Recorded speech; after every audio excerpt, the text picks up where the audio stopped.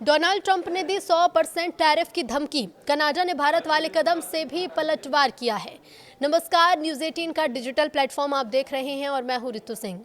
अमेरिकी राष्ट्रपति Donald Trump ने कनाडा को चेतावनी दी है कि अगर उसने चीन के साथ व्यापार समझौता आगे बढ़ाया तो अमेरिका कनाडा से आने वाले सभी सामानों पर 100% टैक्स यानी टैरिफ लगा देगा।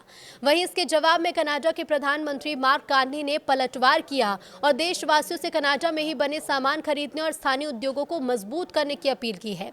ये वही कदम है जो भारत ने अमेरिका के 50% टैरिफ लगाने के बाद उठाए थे। भारत में भी पीएम मोदी ने लोगों को घरेलू उत्पादों को खरीदने को कहा था। मार्क कार्नी भी अब लोगों से कनाडा में बना सामान खरीदने को कह रहे हैं। ट्रंप की कनाडा को ये चेतावनी एक ऐसे समय में आई है जब कनाडाई प्रधानमंत्री मार्क कार्नी हाल ही में चीन की राजधानी बीजिंग गए थे। तो आखिर ट्रंप नाराज क्यों हैं? कनाडा से ट्रंप की नाराजगी का कारण क्या है? तो देखिए, इस दौरे में दोनों देशों के बीच एक समझौता हुआ जिसके तहत कनाडा ने चीनी इलेक्ट्रिक वाहनों पर लगाए गए टैक्स को कुछ हद तक कम करने का फैसला किया। बदले में चीन ने कनाडा के कृषि उत्पाद पर लगाए गए जवाबी टैक्स घटाने पर सहमति दी। अब इस समझौते के बाद ट्रंप और ज्यादा नाराज हो गए हैं। उन्होंने सोशल मीडिया प्लेटफॉर्म पर लिखा कि अगर कनाडा चीन के सामान को अमेरिका भेजने का रास्ता बनता है तो अमेरिका इसे कभी स्वीकार नहीं करेगा। 100% टैरिफ की धमकी दे डाली।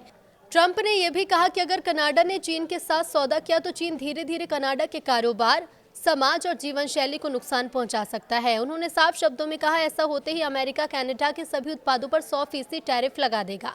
अमेरिका और कनाडा के रिश्ते उस समय से खराब होते जा रहे हैं जब से ट्रंप दोबारा राष्ट्रपति बने। ट्रंप पहले भी अमेरिका का 51वां राज्य बनाने जैसी बातें कनाडा के लिए कह चुके हैं और ग्रीनलैंड को लेकर भी विवादित बयान दे चुके हैं।